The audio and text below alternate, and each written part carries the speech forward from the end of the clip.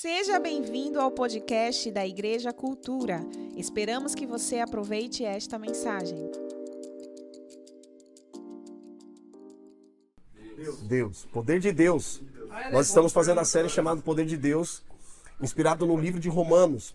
No domingo passado a gente foi destrinchando Romanos capítulo 1, onde falamos sobre o Evangelho, né? O texto base que a gente tem aprendido, que é o Romanos capítulo 1, versículo 16 e 17. O Evangelho é o poder de Deus para a salvação. Amém? É o poder de Deus. Nós não somos salvos pelo merecimento, nós não somos salvos pelas obras, nós somos salvos pelo poder de Deus. Nós somos salvos pela graça mediante a fé. Esse é o poder de Deus. Então, do que se trata o livro de Romanos? O livro de Romanos se trata de Evangelho. Fala de Evangelho. O que é Evangelho? É uma boa notícia. E falamos que antes de falarmos da boa notícia, nós precisamos anunciar a má notícia. Se a gente pegar Romanos capítulo 1, versículo 18, até o último versículo do capítulo 1, fala da depravação do homem. Você é bom? Não. Nós somos depravados, nós éramos depravados. Capítulo 1 fala diretamente como se pegássemos aquela parábola do filho pródigo. Quem lembra da parábola do filho pródigo? Fala do filho mais moço. Então, Romanos capítulo 1, ele está direcionando para um tipo de pessoa que é como se fosse o filho mais moço. Agora, Romanos 2, que nós vamos entrar aqui, fala diretamente para o filho mais velho, que é aqueles que já estão na caminhada com Jesus, já estão vivendo já alguns anos com Jesus. E Paulo não suaviza aqui, meu irmão. Paulo desce o cajado aqui. E é sobre isso que nós vamos falar, amém? Não vamos bater muito cajado não, mas a gente vai trazer para a nossa vida prática o que isso representa. E o nome dessa mensagem, dentro dessa série, Poder de Deus, é a Justiça de Deus. Repete comigo, a Justiça de Deus. Mais uma vez, a Justiça de Deus. A Justiça de Deus. Ótimo, abre comigo lá em Romanos, capítulo 2. Nós vamos ler do versículo 1 ao 16, ok? Romanos, capítulo 2, verso 1 ao 16.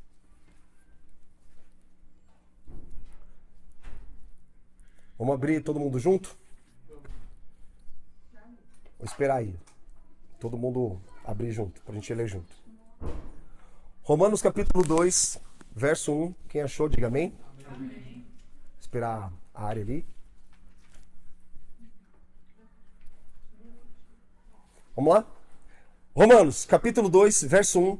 Paulo vai dizer assim: portanto, você que julga os outros é indesculpável, pois condena você mesmo naquilo que julga, visto que você que julga pratica as mesmas coisas. Entretanto, sabemos que o juízo de Deus contra os que praticam tais coisas é conforme a verdade. Assim, quando você, um simples homem, os julga, mas pratica as mesmas coisas, pensa que escapará do juízo de Deus? Ou será que você despreza as riquezas da bondade, da tolerância e da paciência dele, não reconhecendo que a bondade de Deus o leva ao arrependimento? Contudo, por causa do seu coração obstinado e sem arrependimento, você está acumulando ira contra você mesmo para o dia da ira de Deus, quando se revelará o seu justo julgamento. Deus retribuirá a cada um conforme o seu procedimento. Ele dará vida eterna aos que, persistindo em fazer o bem, buscam glória, honra e imortalidade. Mas, para os que buscam seus próprios interesses, para os que rejeitam a verdade e seguem a injustiça, haverá ira e indignação. Haverá sofrimento e angústia para todo ser humano que pratica o mal, primeiro para o judeu e depois para o grego. Mas glória a Deus, glória, honra e paz para todo aquele que pratica o bem, primeiro para o judeu e depois para o grego.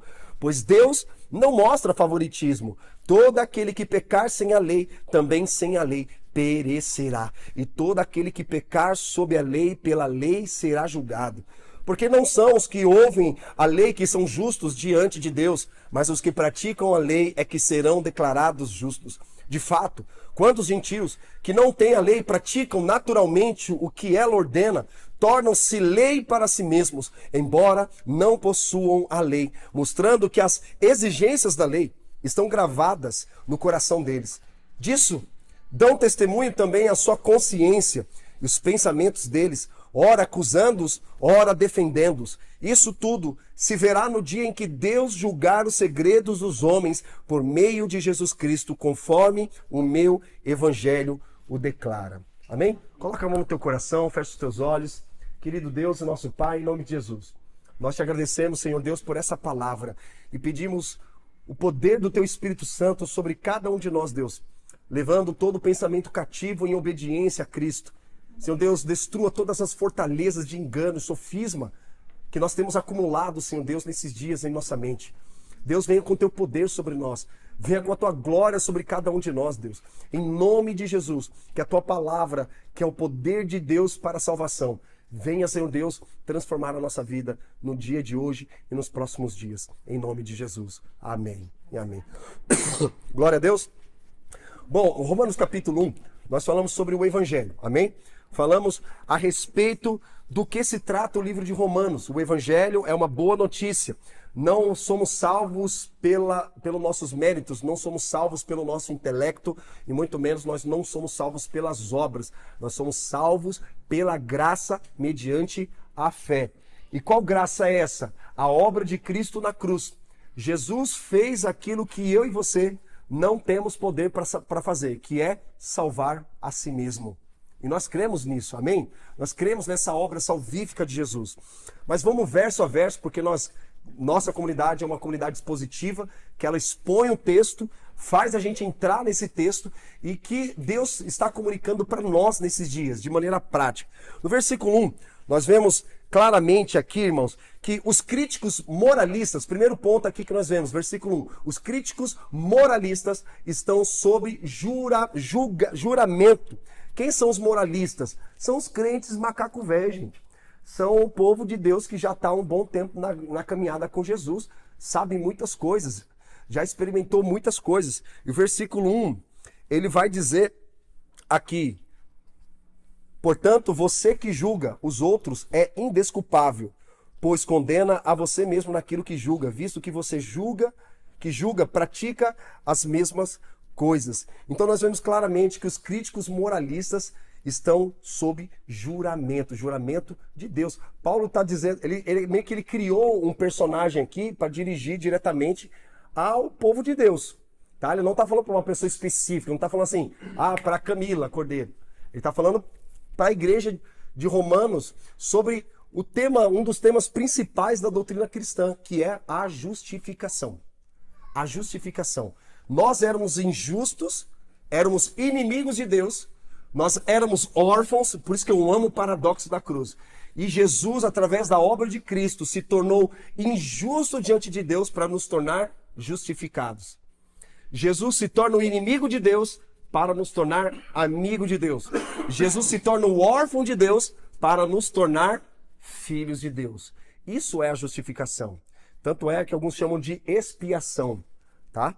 Então a gente vê, por exemplo, no capítulo 1, versículo 32 de Romanos, Paulo ele vai dizer o seguinte: embora conheçam o justo decreto de Deus, quem conhece o justo decreto? O povo de Deus. Ele vai dizer o seguinte, de que as pessoas que praticam tais coisas merecem a morte, não somente continuam a praticá-las, mas também aprovam aqueles que as praticam. Então eles conhecem a verdade de Deus, mas aprovam. Mas está aprovando, é isso mesmo, continua. Então tem a consciência, tem a plena verdade dentro deles. Lembra que a gente falou a respeito, por exemplo, um índio que está lá na selva ou uma pessoa que está no centro urbano, que nunca ouviu falar diretamente de Jesus, ninguém foi lá diretamente e pregou o evangelho para ele. Ele está salvo, sim ou não? A Bíblia fala que todos são indesculpáveis. Todos perecem e carecem da glória de Deus. Mesmo que alguém não tenha pregado diretamente o evangelho para ela, a palavra de Deus, Romanos capítulo 1, versículo 18 ao 32, vai dizer que a natureza manifesta a glória de Deus. Ele tem consciência da presença de Deus, tem consciência da existência de Deus. Então todos são indesculpáveis no dia do julgamento, meu amigo. Ninguém pode falar assim, mas ninguém pregou o evangelho para mim. Aí Deus vai mostrar para você, tem um gravador que vai mostrar toda a nossa vida ali diante do Senhor. Claro que não está escrito na Bíblia, tá? A gente fica conjecturando. Mas a nossa vida vai ser julgada diante do Senhor. Então ele está falando sobre os críticos moralistas, pessoas que ficam falando dos outros, mas não olham para si mesma, não se examina a si mesmo. Então os gentios que viviam na depravação, eles sabem que a sentença de Deus é a morte. Eles sabem.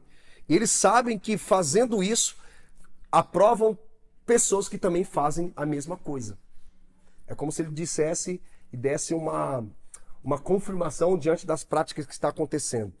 E a gente vê no versículo 1 ao 4, que nós estamos lendo aqui, vou ler a partir do versículo 2 agora. Entretanto, sabemos que o juízo de Deus contra os que praticam tais coisas é conforme a verdade. Assim, quando você, um simples homem, os julga, mas pratica as mesmas coisas, pensa que escapará do juízo de Deus, ninguém escapará.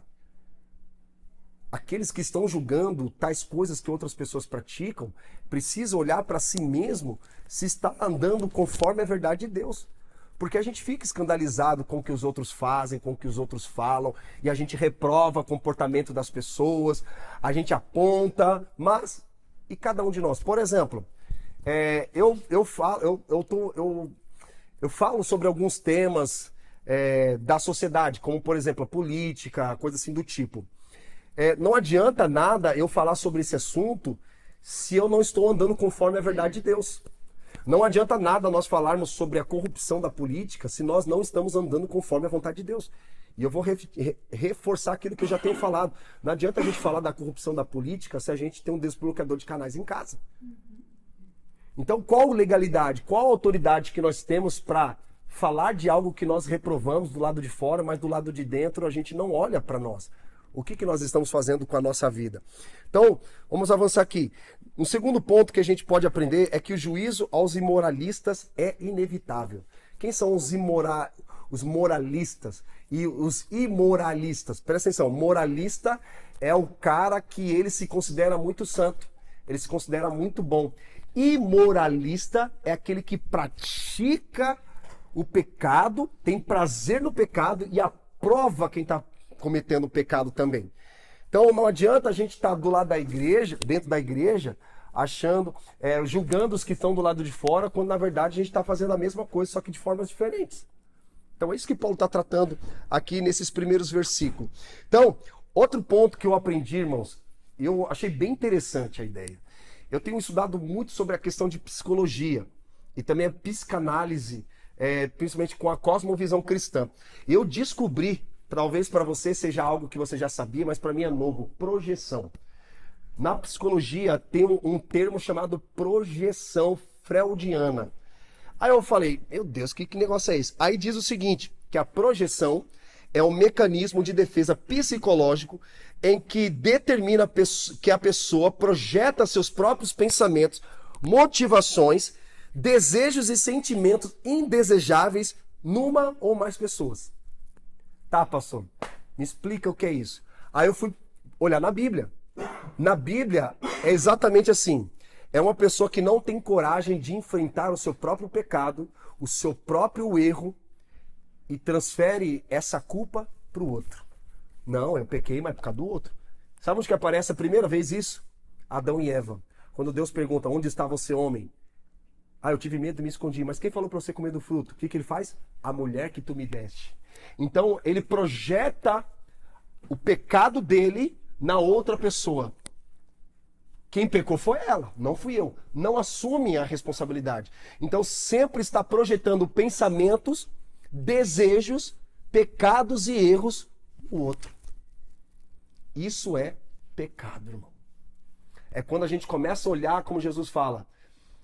Antes de você tirar o cisco do olho do teu irmão, cuidado com a trave que está no teu.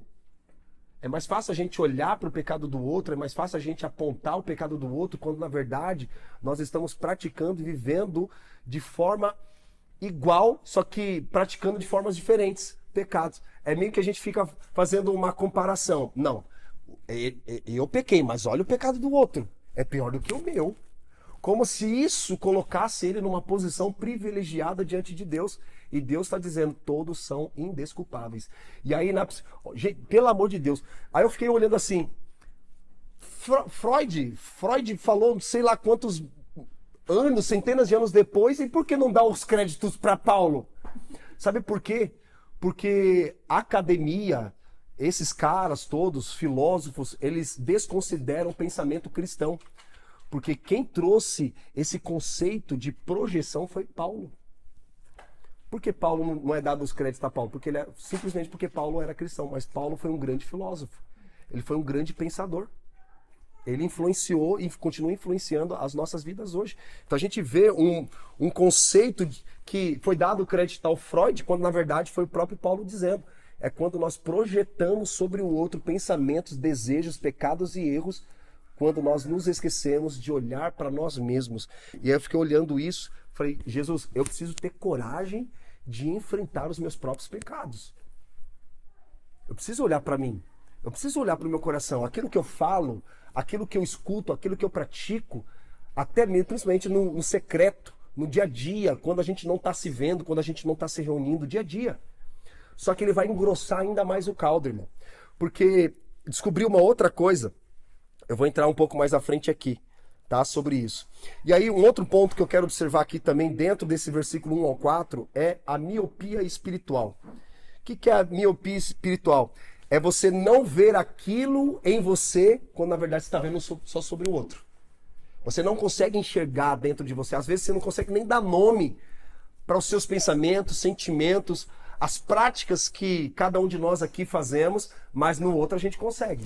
No outro a gente consegue apontar. No outro a gente consegue dizer. Quando na verdade há uma miopia espiritual que Paulo está apontando para nós, que nós precisamos observar. Então, algo que eu comecei a pensar, falei assim, Jesus, eu preciso pegar pesado comigo e mais leve com os outros. Eu preciso pegar mais pesado comigo e mais leve com os outros. Olhar mais para mim, para o meu coração, obviamente. Não é só porque eu estou numa posição pastoral que a tentação não vem, que o pecado não vem. Claro que vem. E no nível que você não faz ideia. E aí eu preciso olhar para mim. E antes de cometer pecado, a gente precisa confessar, ou melhor, antes de confessar pecado, a gente precisa confessar a tentação. Deus, estou sendo tentado nisso, naquilo outro. Me ajuda, Senhor. Eu não posso ficar só olhando para o outro, quando na verdade eu preciso olhar para mim também. Então Paulo tá falando dessa forma também. E o que é o moralismo religioso? É quando eu pego pesado com os outros e leve comigo. Deu para entender? Então, ao contrário disso, o que a gente deve fazer? Pegar pesado com a gente, mais leve com o outro. E não pegar pesado com o outro e mais leve com a gente. Quem está entendendo isso? Então, Paulo está ensinando isso para nós nesses versículos. No versículo 3, a gente vê o perigo da falsa segurança. O que é isso? Deus, ele julga conforme a verdade, irmão. Ele julga conforme a verdade. Então, o moralista se mostra muito moral e muito espiritual. Lembra da parábola do publicano e junto com o fariseu? Jesus começa a contar uma parábola dizendo que o fariseu subiu lá no templo e começa a orar dizendo a Deus o seguinte: Senhor, eu jejuo 2 vezes por semana. Senhor, eu dou o dízimo de tudo. Senhor, eu oro. Eu não sou como esse publicano. O que ele está fazendo ali? Ele simplesmente está confessando o pecado do outro, esquecendo de olhar para si próprio. E aí Jesus fala do publicano que subiu ao templo para orar e ele não teve coragem de levantar a cabeça e disse: Senhor, eu sou pecador, pequei contra ti. E aí Jesus pergunta: quem foi exaltado? Aquele que se humilhou. E aquele que se exaltou, esse foi humilhado diante de Deus. Então, quando a gente chega diante da presença de Deus, precisamos ter um coração humilde, buscar esse coração humilde, em reconhecer: o Senhor, essa semana não foi fácil, eu fiz isso, fiz aquilo outro, colocar diante de Deus. Porque é mais fácil a gente olhar para o do outro e nos esquecer de nós mesmos o que a gente tem feito. E é isso, irmão, isso é prejudicial, não somente para a sua vida, mas prejudicial para a comunhão. Então, quando cada um de nós aqui buscarmos a humildade pelo Espírito Santo de reconhecer os nossos erros e pecados que nós temos não somente praticado, mas pensado, as coisas começam a ter uma mudança na nossa vida. E olha lá, vamos avançar aqui um pouco mais. Também no versículo 4 ele está falando sobre arrependimento. Vamos ver o que está escrito lá, diz assim: Ou será que você despreza as riquezas da bondade, da tolerância e da paciência dele, não reconhecendo que a bondade de Deus o leva ao arrependimento? Então ele está dizendo que quando nós reconhecemos a bondade de Deus, precisa nos levar ao arrependimento. Mas afinal, o que é o arrependimento?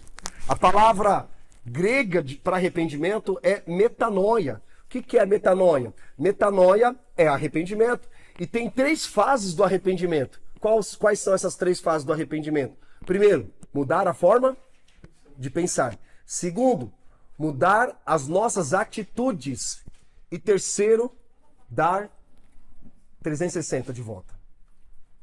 Dar meia volta. Então, a primeira fase do arrependimento é mudar a minha forma de pensar.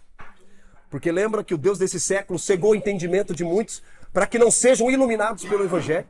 E Paulo vai dizer que as nossas armas não são carnais. Não é pela força do nosso braço, mas ele vai dizer que as nossas armas são espirituais. Quais são as armas são essas? Oração, irmão. Jejum. A gente não pode ficar na fila para receber uma palavra de Deus, quando na verdade Deus pode falar com você através de jejum e oração. Quando você tiver dificuldade de tomar uma decisão, sabe o que você deve fazer? Orar e jejuar. Orar e jejuar. Mas sabe, na maioria das vezes que a gente faz, a gente toma a decisão, depois pede para Deus pagar a conta. Não. A gente que é cristão, já tem uma caminhada com o Senhor, a gente precisa ter uma vida de oração. Porque a vida de oração afina o teu foco, afina a tua direção, afina a tua vida com a vontade de Deus. Para a gente não fazer a nossa vontade, mas a vontade de Deus. Orar e jejuar.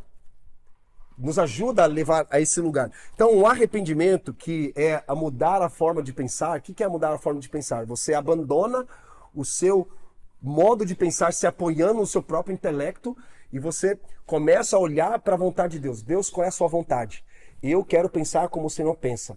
Eu quero fazer como o Senhor faz. Tem um livro chamado, irmãos, Nos Passos de Jesus, o que você faria? O que eu faria nos passos de Jesus? Então, é bem legal que mostra sobre isso. Uma vida pautada em oração, uma vida pautada em arrependimento. Então, primeiro, mudança de mente intelectual. Mudança de atitude emocional. E mudança de vontade. Então, intelectual, emoções e também a nossa vontade. Arrependimento gera isso. Então, aquilo que eu penso, assim é a minha alma. É por isso que a gente sempre fala, a psicologia hoje explica de forma profissional aquilo que a Bíblia já está dizendo. Aquilo que nós pensamos vai determinar aquilo que nós vamos sentir. E aquilo que nós estamos sentindo vai determinar o nosso comportamento. E a Bíblia fala que o coração alegre formoseia o rosto. Expressa. Por exemplo, uma pessoa depressiva, ela tenta esconder os sentimentos dela. São os sentimentos reprimidos. Sabe aquela coisa que a gente sempre ouviu quando criança? Engole o choro. Engole o choro. E aí a criança, com os sentimentos todos reprimidos, ela não pode expressar, ela não pode falar.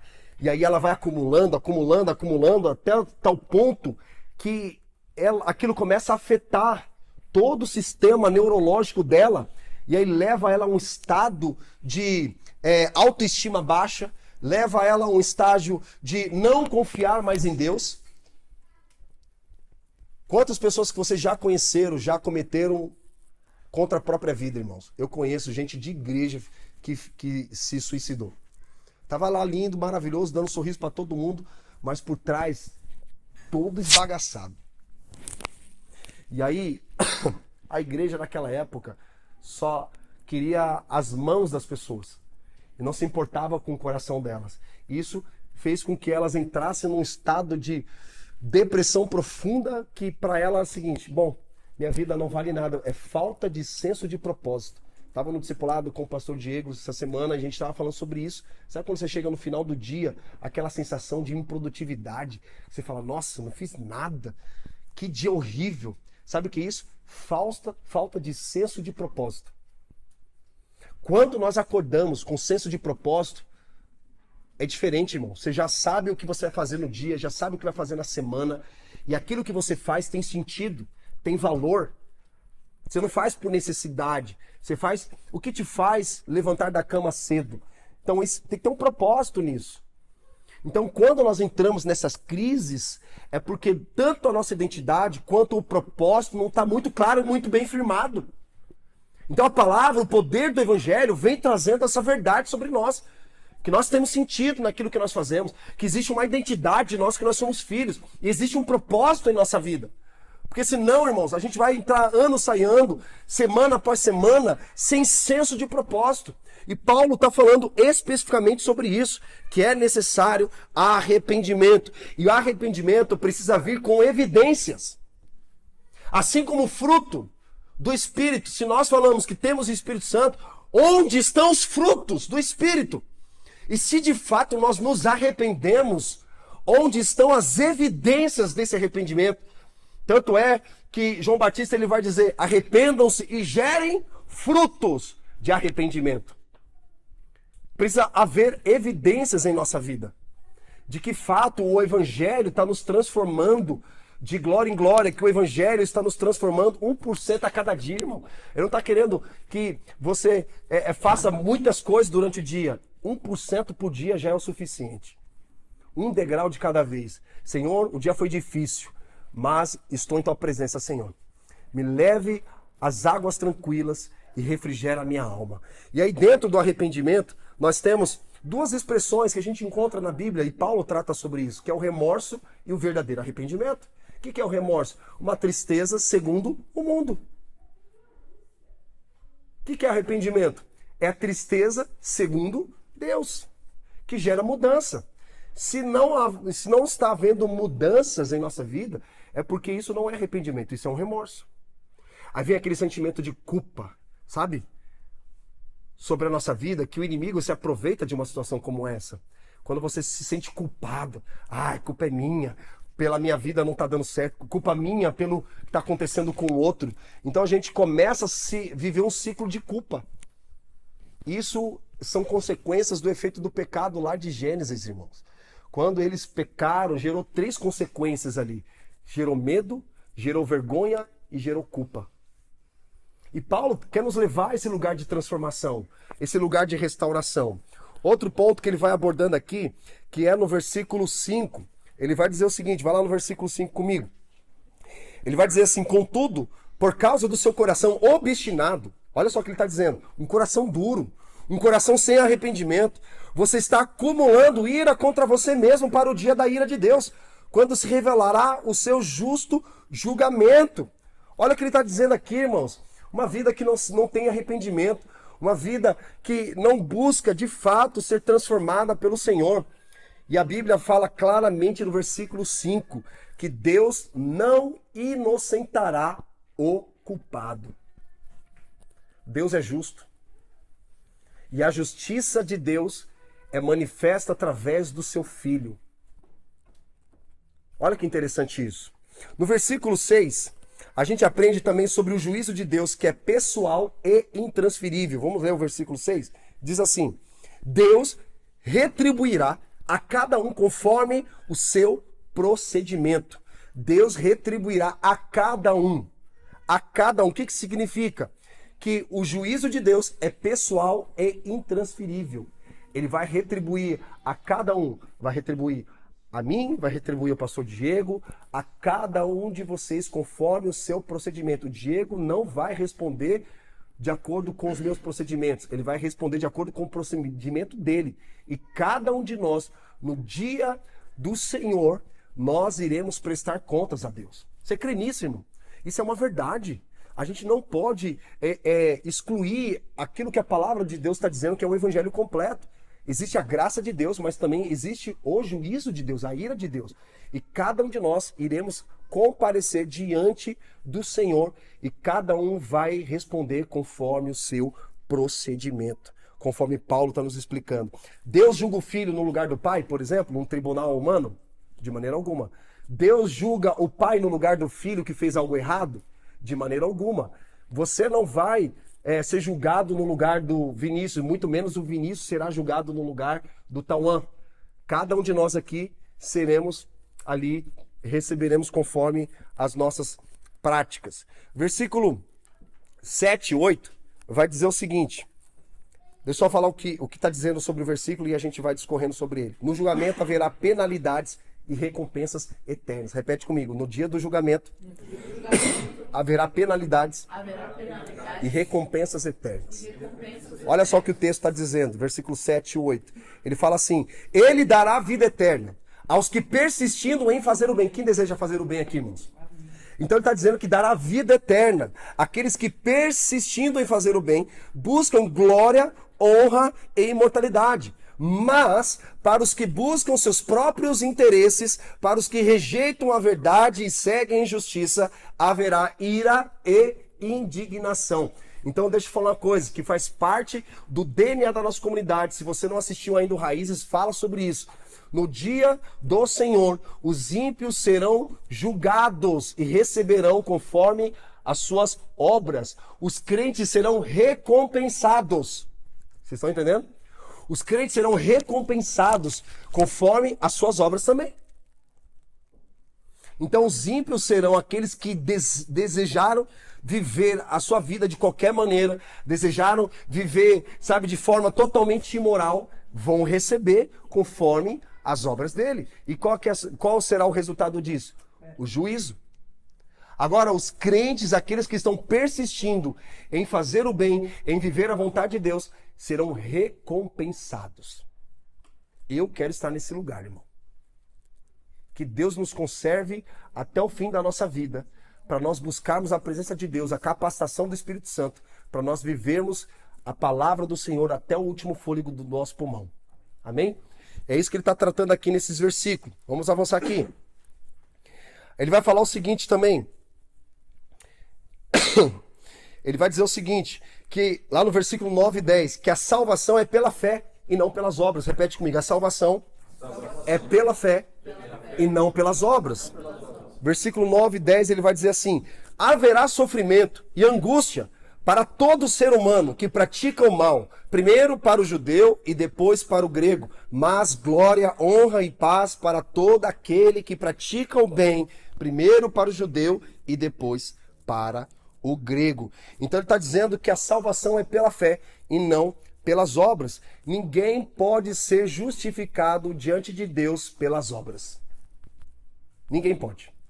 Ninguém vai dizer assim para o Senhor: ó Senhor, eu profetizei o teu nome, eu curei os enfermos, eu passei vassoura lá na igreja, eu liguei o som, eu cuidei lá do projetor, eu toquei, eu preguei, eu fiz um monte de coisa, Senhor. São obras, irmãos. Nós não seremos salvos por isso. Isso é resultado da nossa fé.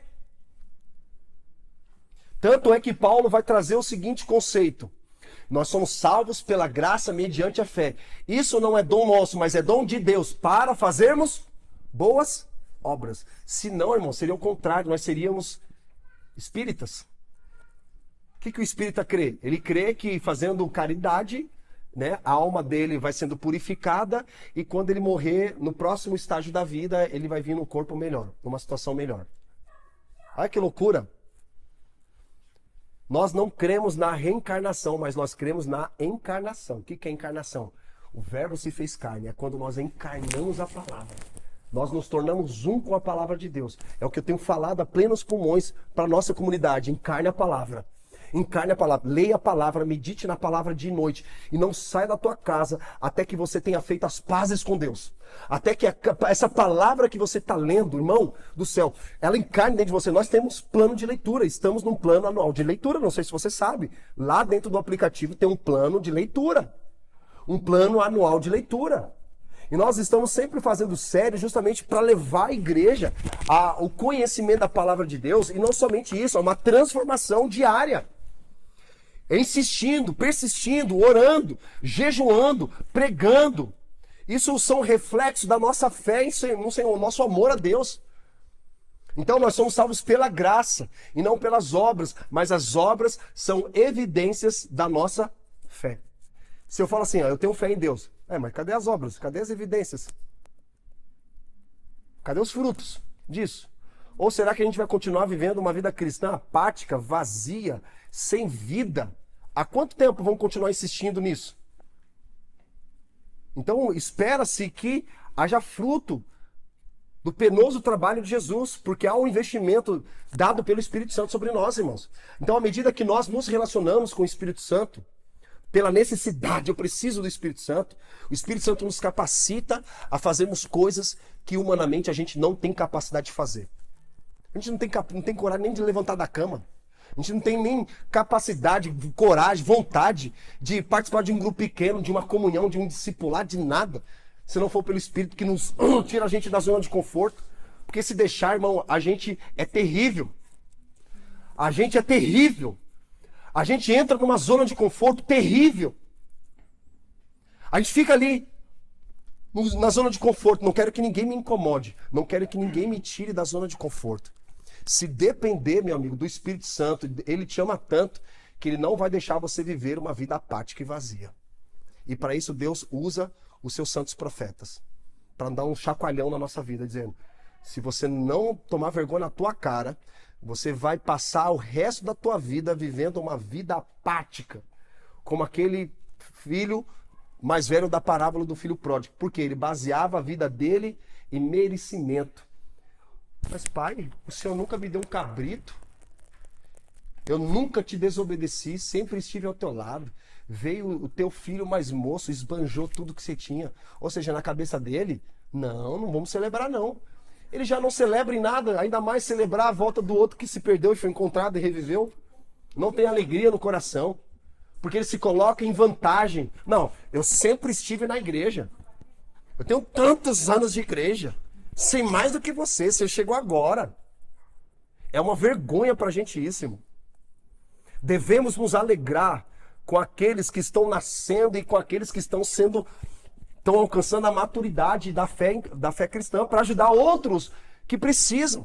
Sabe, eu vi de um pastor querido, Josué Campanha, que eu participo de uma mentoria de liderança com ele, falou que 95% dos cristãos, eles retêm a palavra de Deus quando eles são salvos. Eles não transmitem o evangelho para outros. Eles não se importam com a vida perdida que o outro está levando.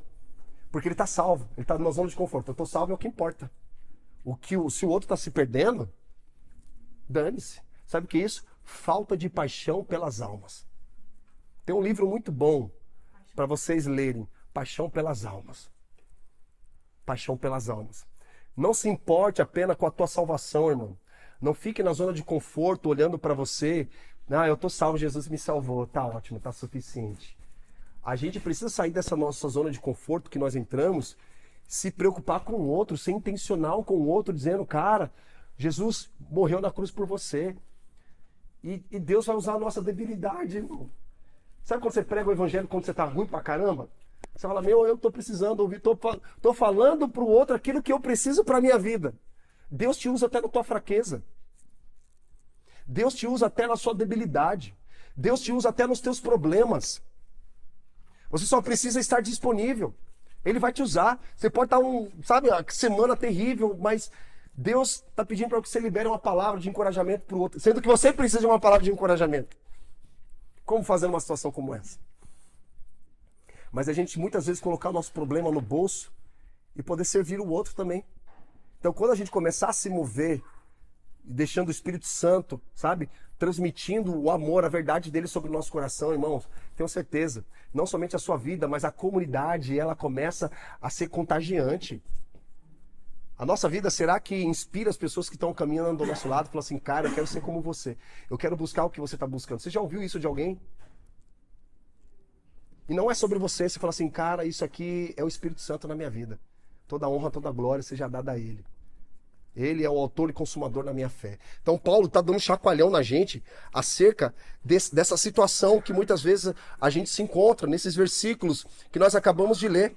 Então, seremos julgados pelas obras. Presta atenção, nós somos salvos pela graça, mediante a fé, mas seremos julgados pelas obras, não seremos julgados pela fé. Mas a gente fala assim, Senhor, mas eu tive fé. Até Satanás tem. Nós seremos julgados pelas obras, não pela fé. Então Paulo está deixando bem claro aqui, não confunda. Vocês são salvos pela graça, mediante a fé, mas serão julgados pelas obras. Jesus, em último capítulo, ele fala que ele vai recompensar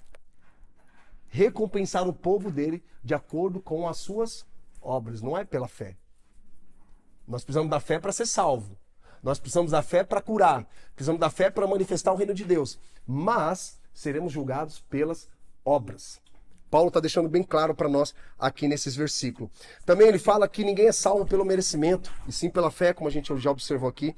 Nós somos salvos pela fé, mas seremos julgados pelas obras. Ficou claro isso para vocês, irmãos? Por quê? A fé é o firme fundamento das coisas que se esperam e a prova das coisas que não se vêem. Então imagina que a fé, ela é a raiz. E as obras são os ramos. São os ramos que vão tocar vidas. Então Paulo está deixando bem claro para nós isso. Amém? Os versículos mais à frente, versículo 11, ele fala que não há imunidade. Ou seja, o que não há imunidade? Não há favoritismo. Olha o que o versículo 11 vai dizer. Vai dizer assim: pois Deus não mostra favoritismo.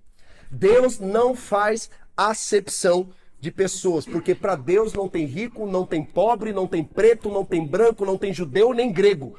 Ele não faz acepção de pessoas. Ah, Deus ama mais os judeus do que os gregos. Deus ama mais aquele povo daquela igreja do que aquela que não tem parede preta. Deus não faz acepção de pessoas. Deus não faz favoritismo. Deus não tem imunidade, porque todos pecaram e todos carecem da glória de Deus. É isso que ele está trazendo claro para nós aqui. Deus não tem preferência. Você tem preferência? Sim. Humanamente a gente tem, né?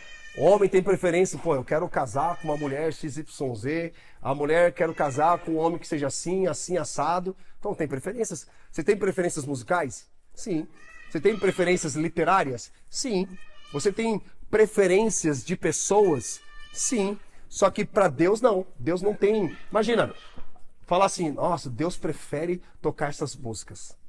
Deus se alegra quando o Diego toca as músicas do Morado. Tu acha que Deus tem preferência, irmão? Deus não tem preferência não, mas a gente tem preferência. Aqui está o problema, que muitas vezes a gente se relaciona com aquilo que a gente gosta. Um cristão, meia boca, ele só vai se envolver com áreas que ele gosta. Agora, um discípulo radical, ele não se envolve por acepção ministerial. Ele se envolve por algo que é necessário. Eu quero fazer, quero servir porque é necessário. Não porque eu gosto. Ah, eu gosto desse ministério. Ah, eu gosto daquele ministério. Um cristão radical, ele não faz acepção ministerial. E muito menos nós devemos fazer acepção de pessoas. Amém? Deus não faz acepção de pessoas, mas Deus faz acepção de atitudes. Isso é importante. Porque, irmãos, vocês já vão ver na caminhada aquelas pessoas que estão vivendo coisas incríveis em Deus. E muitas vezes a gente acompanha essas pessoas na rede social e pensa assim, uau, cara, onde ele tá, meu? Tá pregando o evangelho lá na Europa. Olha só a viagem que ele tá fazendo. E a gente começa a fazer comparações no sentido de, puxa, poderia ter sido eu, né?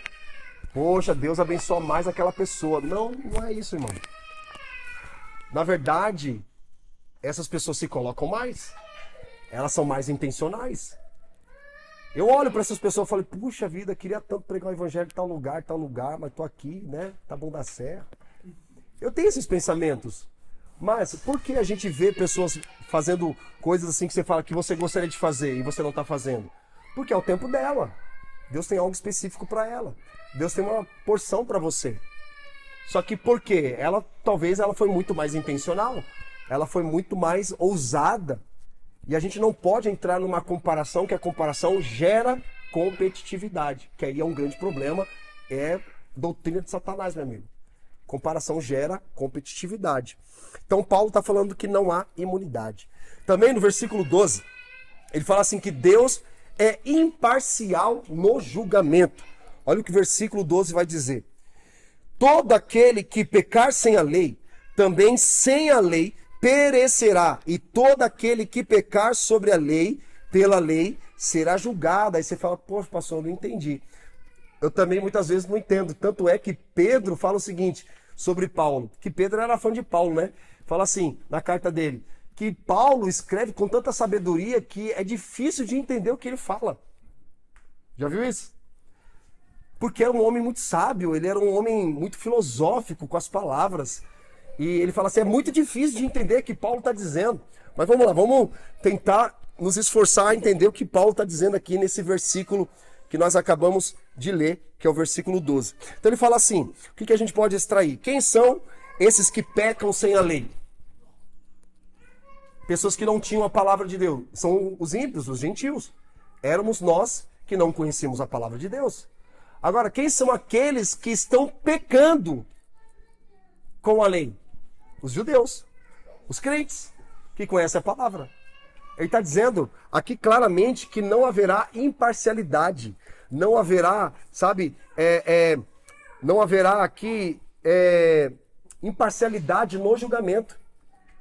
E reafirmando novamente, todos são indesculpáveis. Você que tem a lei é pior ainda.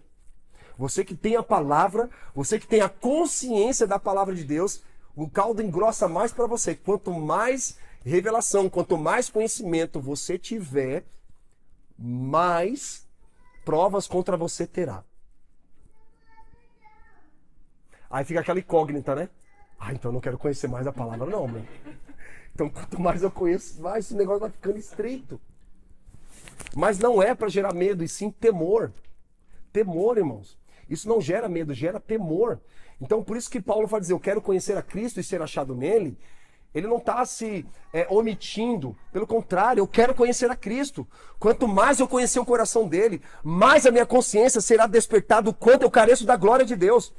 O quanto meu mérito, o meu intelecto, a minha inteligência não tem poder para me salvar. Isso é como se fosse um apontamento para a gente no sentido, quanto mais você conhece a Cristo, mais o negócio vai ficando estreito para você. Mas pelo contrário, você começa a desfrutar mais da presença de Deus. Não pode gerar medo, e sim gerar temor. Temor santo dentro do nosso coração. É por isso que a palavra sempre nos encoraja. Busque o Senhor enquanto pode achar. Perto está o Senhor daqueles que buscam. Então, quanto mais nós buscamos a palavra de Deus, o conhecimento do Senhor, irmão, isso vai despertando e esticando ainda mais a nossa mente. Aí é outra palavra que os coaches pegaram da Bíblia.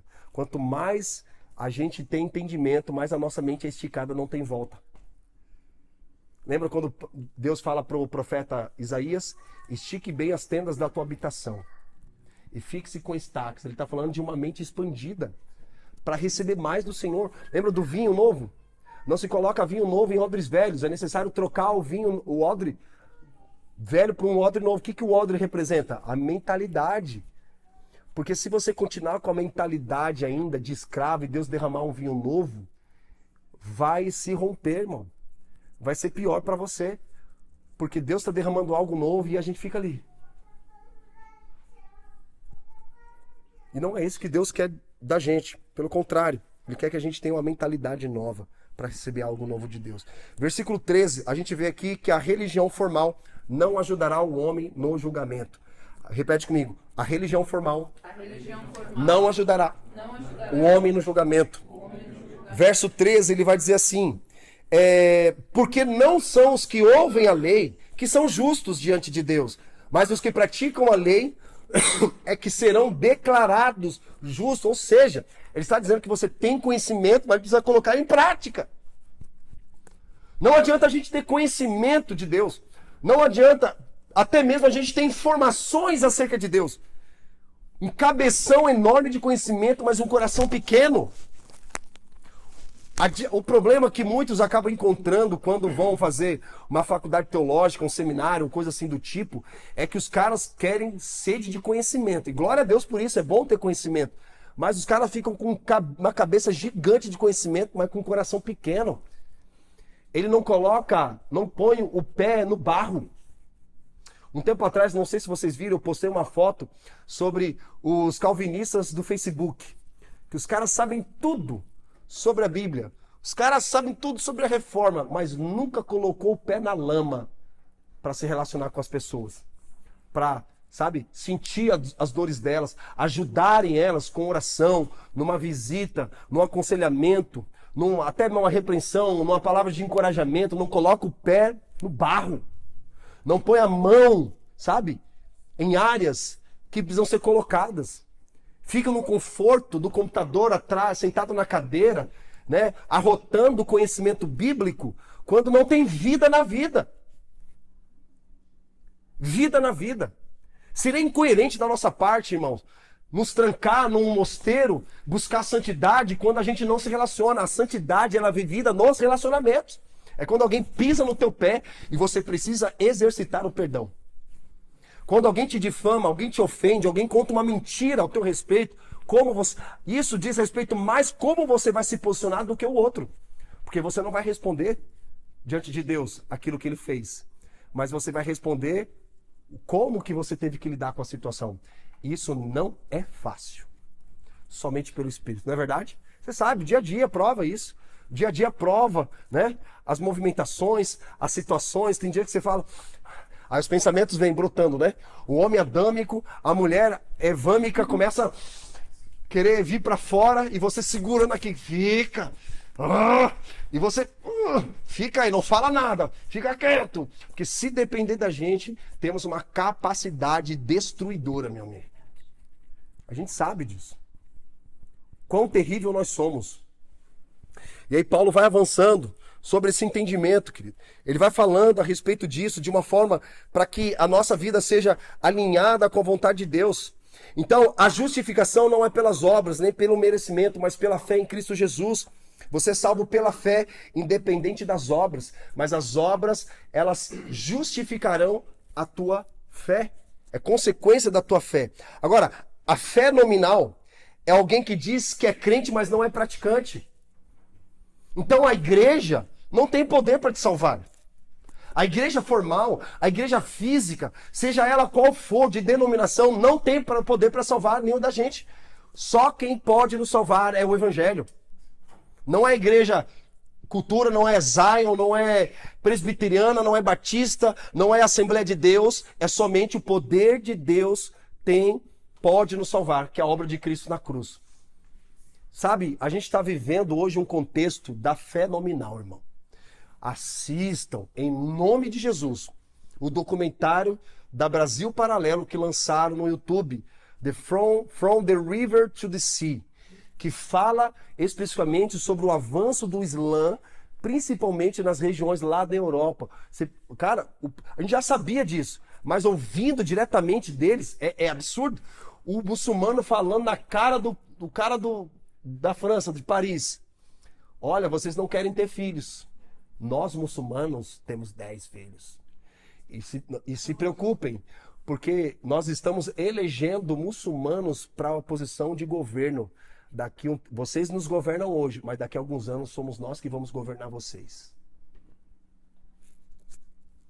E aí a pergunta é, como que a esquerda está aliançada com o Islã? Sabe por quê? O Islã usa a esquerda porque a esquerda é mais fácil de ser manipulada.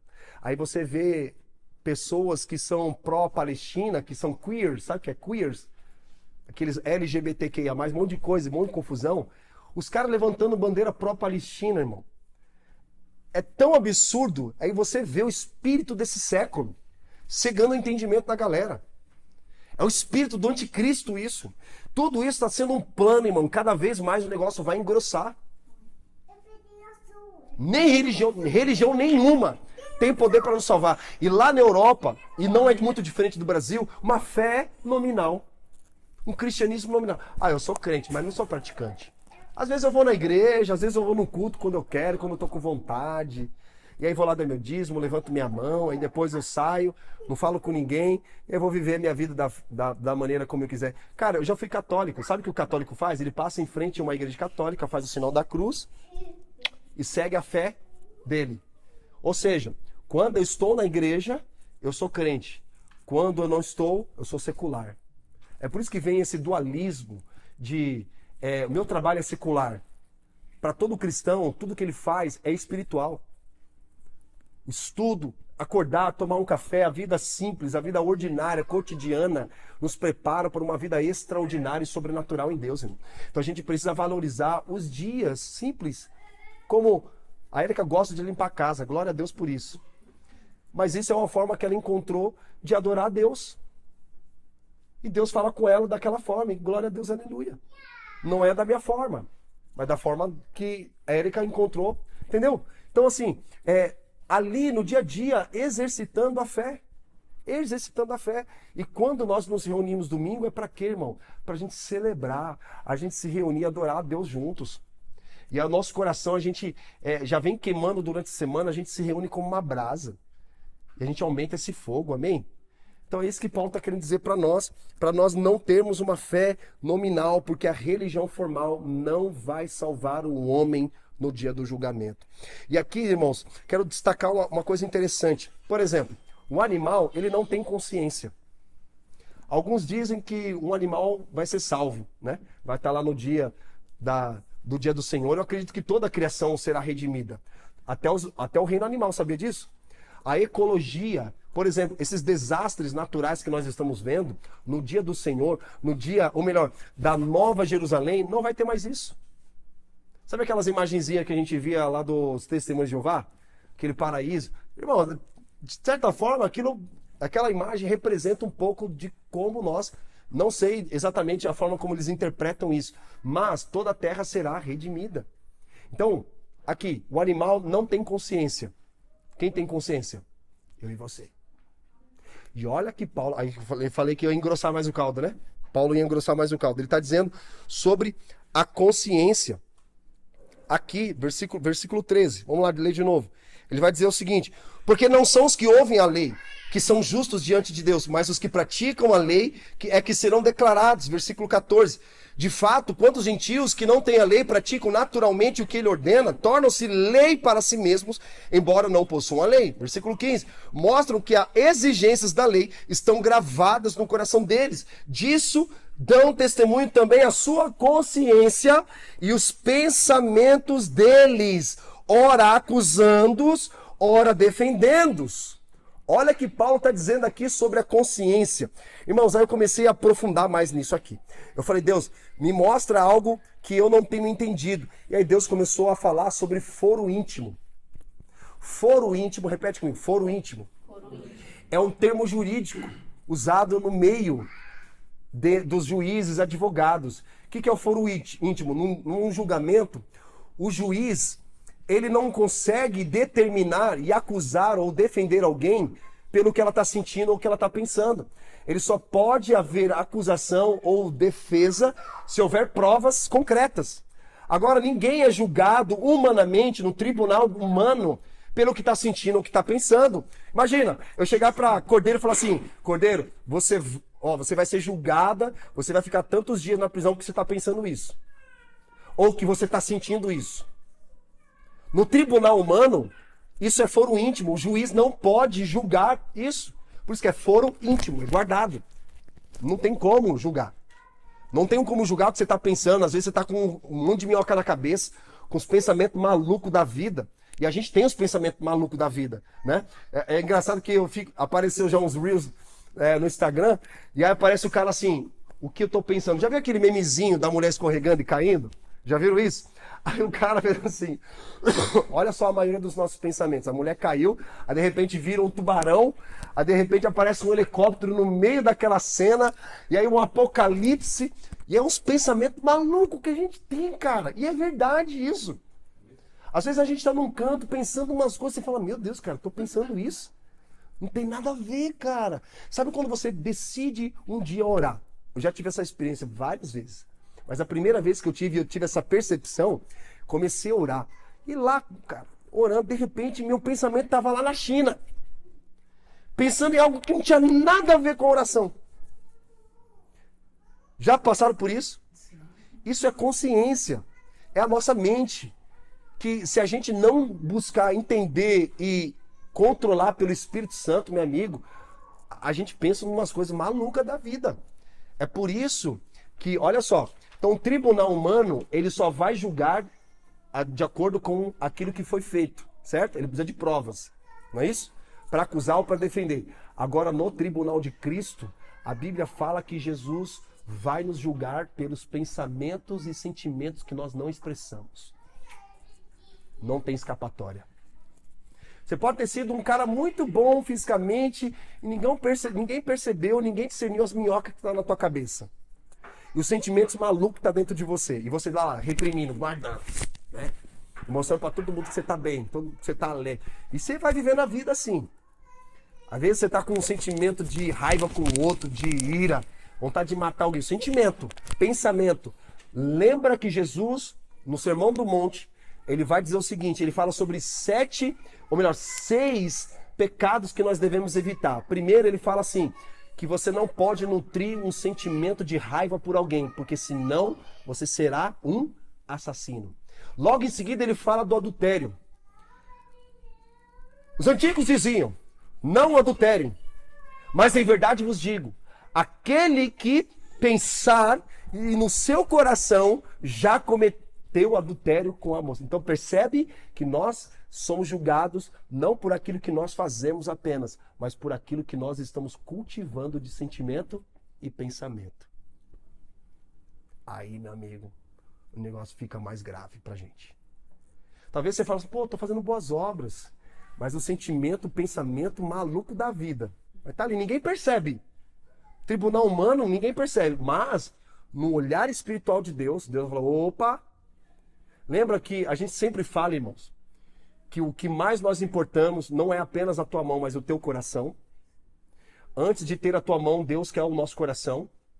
Porque na balança do homem, por exemplo, na oferta, no dízimo, na balança do homem, aqueles ricos deram o que sobravam. E Jesus só observando. Mas na balança de Jesus, aquela viúva pobre foi que mais Deus deu àqueles homens. Por quê? É a motivação do coração. Não é sobre aquilo que nós estamos fazendo apenas, mas a motivação pela qual nós estamos fazendo o que nós fazemos.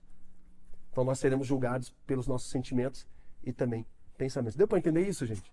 Na hora que a gente se depara com o que Paulo está dizendo aqui, ou seja, não há escapatória. E aí eu termino dizendo que a consciência tem um papel de acusação e defesa. A consciência. Sabe quando você está naquele dia sozinho e aí vem a sua mente, dizendo, isso não é certo. Isso não é certo. A tua consciência vai ficar te apontando ali. Te apontando. Ela vai te acusar ou ela vai te defender. Lembra que não há nenhuma condenação para aqueles que estão em Cristo. Então sempre quando Satanás e seus demônios ficar nos atentando, jogando setas sobre a nossa mente, sobre o nosso coração, então a consciência ela vai defender, dizendo, opa, Deus disse que não há nenhuma condenação para aqueles que estão em Cristo Jesus. Eu cometi pecado sim, mas eu fui lavado e remido pelo sangue do Cordeiro. Eu fui uma pessoa terrível, mas eu respondi o Evangelho, minha vida está sendo transformada. Eu não sou mais aquela pessoa de antes. Eu não sou mais aquele tranqueiro, estou sendo renovado dia após dia. Às vezes o cara fica preso 20 anos atrás, gente. É possível encontrar alguém que você fez uma coisa muito errada 20 anos atrás e o cara fica com aquilo na cabeça. Só que você se entregou a Jesus, sua vida foi transformada e o cara ficou preso lá atrás. O que nos prende são os nossos pensamentos. A gente fez uma série chamada Cura da Alma, em que os pensamentos e sentimentos podem nos aprisionar. Deixar a gente preso ali, a gente não vive aquilo que Deus tem para nós hoje. Eu sempre falo, a gente olha para trás, gratidão. Eu olho para hoje, é graça. Eu olho para frente, esperança. Então eu preciso cultivar isso todo dia da minha vida. Porque a minha consciência, ou ela vai me acusar, ou ela vai me defender. E para terminar, de maneira prática para nós aqui. Para maneira prática, aplicação para nós aqui. Se de tudo isso que foi compartilhado com você, você não lembrar de nada, você pode ouvir depois no podcast. Pega a primeira mensagem, depois vem para essa. Mas pelo menos 3 coisas que eu anotei aqui que vai fazer sentido para nós. Primeiro, devemos ser intolerantes com a gente mesmo e mais tolerante com o outro. Seja intolerante com você, irmão. Seja intolerante no sentido, cara, eu preciso de transformação. Eu preciso confessar o meu pecado. Eu preciso parar de ser preguiçoso. Eu preciso parar de ficar empurrando a minha vida com a barriga. Eu preciso começar a olhar para mim, começar a olhar para aquilo que eu não estou agradando a Deus, ao invés de ficar olhando para que o outro deixou ou deixou de fazer. Então pegue pesado com você. Talvez o psicólogo pode dizer assim, pega leve com você. Não, pega pesado com você, como a Bíblia diz. Pesado não no sentido de você ficar se cobrando, mas você olhar para a sua carnalidade e, cara, submeter ao senhorio de Cristo. Porque um psicólogo, eu amo os psicólogos, estou estudando sobre isso. Eles vão dizer, você tem um problema, mas a Bíblia fala que você tem um pecado. Vai suavizar. O Evangelho não vai trabalhar as nossas emoções, muito menos a nossa performance. O evangelho vai ministrar o nosso coração. Então seja intolerante com você no que diz respeito à vida de santidade com relação ao pecado. E seja tolerante com os outros, que os outros estão no mesmo processo que você, talvez numa velocidade diferente da tua. Mas todos nós estamos no mesmo barco. Os mesmos tranqueira que estão sendo redimidos por Jesus à medida que se entrega. À medida que se entrega. Não adianta a gente ficar de braços cruzados, sentado na cadeira, achando que Jesus vai fazer alguma coisa por nós quando a gente não quer fazer a nossa parte. A gente precisa se colocar. O sobrenatural só acontece quando nós colocamos o nosso pé para fora do barco, amém? Quando nós começamos a andar sobre as águas, claro, vai vir as tribulações, vai vir sentimentos, ventos contrários querendo nos abater, mas irmãos, olha para Cristo. O fato de Pedro ter afundado é porque ele deixou de olhar para Cristo e começou a olhar para os ventos. Segunda aplicação prática nossa aqui. Não projete no outro aquilo que está dentro de você. Não projete no outro aquilo que está dentro de você. Não fica transferindo sentimentos, pensamentos, erros e pecados no outro quando você, na verdade, cada um de nós deveríamos olhar para si próprio. Antes de dormir, antes de encostar a tua cabeça no travesseiro, peça ao Espírito Santo, Senhor, esquadrinhe os meus pensamentos, esquadrinhe os meus sentimentos. Senhor Deus, mostra para mim a semana, o que eu fiz, mostra para mim se há um caminho errado, para que eu possa confessá-lo e abandoná-lo de vez. Então não projete no outro aquilo que está dentro de você. E terceiro, estenda perdão, irmão. Estenda perdão. Não se defina na fraqueza dos outros. Ah, minha vida é assim, porque olha a fraqueza do outro. Não faça isso. Estenda perdão. Todos nós precisamos de perdão, irmãos. E sabe de uma coisa? Conjecturando aqui, é como se tivesse um gravador na nossa vida, mostrando para nós tudo aquilo que nós estamos fazendo, pensando e sentindo, para que quando nós comparecemos diante do Senhor, e aí Deus vai dar um play. E você nem vai lembrar, nossa, eu falei isso, misericórdia. E claro que quando nós pedimos perdão e abandonamos essa prática, obviamente é lançado nas profundezas do oceano, para que não haja mais você querer resgatar aquilo. Lembrança você vai ter. Já viram aqueles malucos de heréticos, de umas religiões que mistura evangélico com catolicismo, falando que vou orar por você para você esquecer todos os seus problemas. Já viu isso? Que maluquice, mano. Você não vai esquecer de tudo que aconteceu na tua vida. Não vai. Ainda mais quando você foi ofendido, machucado, você não vai esquecer. Não vai esquecer. Mas vai ser redimido. Vai ser redimido. Você vai olhar para aquilo que aconteceu em você e falar assim, Senhor, onde o Senhor estava quando isso aconteceu? Mas eu fui alcançado pela tua graça. Hoje eu sou uma nova pessoa. Aquilo já não me fere mais. Eu vou usar essa minha maca como testemunho para transformar a vida de pessoas. É quando Deus nos posiciona, irmãos, como uma nação santa, um povo adquirido e escolhido para fazer coisas extraordinárias em Deus. É o que Paulo está nos ensinando aqui. Que todos são indesculpáveis. Que a gente entenda essa justiça de Deus. Deus, ele é justo. Nós somos injustos. Mas Deus, ele é justo. E Jesus se torna injusto diante de Deus para nos justificar. Você não merece, mas pela obra de Cristo na cruz, Deus reconciliou você com ele. Você não podia diretamente se relacionar com ele. Mas hoje nós podemos. E que cada palavra que foi ministrada aqui, irmãos, nas próximas que virão, que a gente busque isso de verdade, sabe? Ouça de novo as mensagens. Leia o livro de Romanos todo. Leia, releia. Porque o livro de Romanos, ele não é o melhor de todos, mas ele é a síntese do Evangelho. A síntese do Evangelho. Então é um livro maravilhoso que vai nos ensinar muitas coisas ao longo dessa jornada aqui. Amém?